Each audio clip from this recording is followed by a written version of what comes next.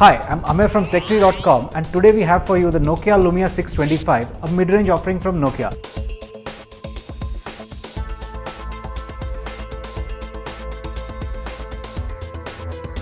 Now let's see how it competes against the other Lumias in similar price brackets.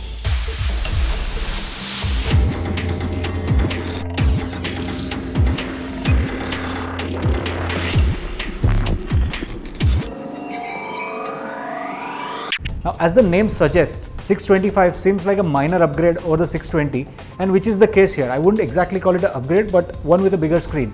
And if you've seen our Lumia 620 review before, I can sum this phone in 2 to 3 lines. One, this one has a bigger screen than the 620, has got very similar hardware except for a slightly faster processor. And thirdly, this one is more expensive than the 620. Now let's move on to the looks. Like most of the Lumia devices, this one also has this sporty looks. But it doesn't look anything like the 620. In fact, it's a mix between the 620 and the 720 if I have to describe it in one line. But the most prominent thing here is the polycarbonate or the plastic back and a big screen at the front. Somehow, now this phone appears a little more plasticky than most of the other Nokia phones that I have used so far. Possibly because this is the largest of the lot so far. And talking of the largest phone, this one does have a 4.7-inch screen, which is the largest amongst the Lumia series. Now to put things into perspective, the Lumia 620 had a 3.8-inch screen and this one has a 4.7 as I just mentioned. However, the resolution is still the same at 800 by 480 pixels, which means the picture on this device looks a little more washed out because there are far fewer pixels that have been crammed into a bigger screen. On the other side, the 620 has the same amount of pixels in a smaller screen and the picture looks a lot sharper in that. Now, these days, a lot of manufacturers have this fetish for 5-inch screens and larger. Till date, Nokia has been curbing that temptation to go big screen, but in this one, finally they have relented.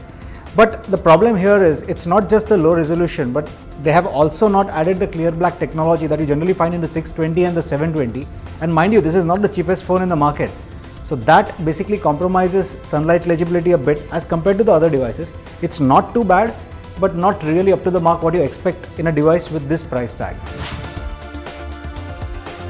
Under the hood, this one has a 1.2 GHz dual-core processor based on the Snapdragon S4 SoC. Also, there is the Adreno 305 GPU to take care of your graphics and gaming. There's 512 MB of RAM and 8 GB of internal storage, and also you can expand it further by up to 64 GB using a micro SD card. Since this is a Lumia series phone, this is obviously based on the Windows Phone 8 platform, but this one comes with the Amber update out of the box, which is a good addition. But it doesn't take anything away from the great Windows Phone 8 experience, especially the UI. Now let's focus on the camera. Now Nokia Lumia phones are known for their good cameras and this one is no different. It comes with a 5 megapixel autofocus camera with flash. Now the picture quality of the images is better than those captured by the 620 but not as good as what you get on a 720. So it's somewhere in between, but having said that, the picture quality is quite good. Now remember the ProCam app on the Lumia 925? This one doesn't come pre-installed with that, but there are ways to put it here. And we've done a comprehensive guide on how to do it step by step on our site. So do visit TechTree.com for that if you're looking to put that software on this phone. And trust me, that's a very handy update to have.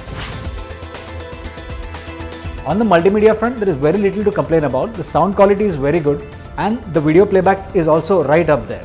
But the support for MKV files is still not here, and that's because the VLC app that's supposed to bring in the support is still under development and not released. So other than MKV files, most of the other formats work wonderfully well on this device. Now though the back cover of this device is removable, the battery is non-replaceable. However, it keeps the device powered for around 2 days, which is above average for most of the phones. In fact, it's quite good for a smartphone these days. Last but not the least, the price, and that is where we think Nokia has missed out more than a trick. Now initially this phone was launched at around 19 to 20,000 rupees, which I believe was outrageous for whatever the phone offers. And given the fact that there are some better devices from Nokia that are priced lower than that. Now the price has dropped to around 16,500, 17,000, which puts it right next to the 720 pricing. Now for those looking for a big screen, this is the only option you have because this is perhaps the largest screen phone from Nokia that we have so far.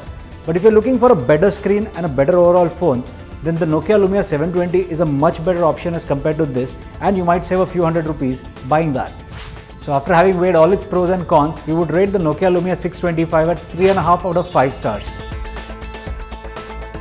So that's it for now. If you're looking for the latest gadget reviews or what's happening in the technology space, do keep watching this channel, or even better, subscribe to it.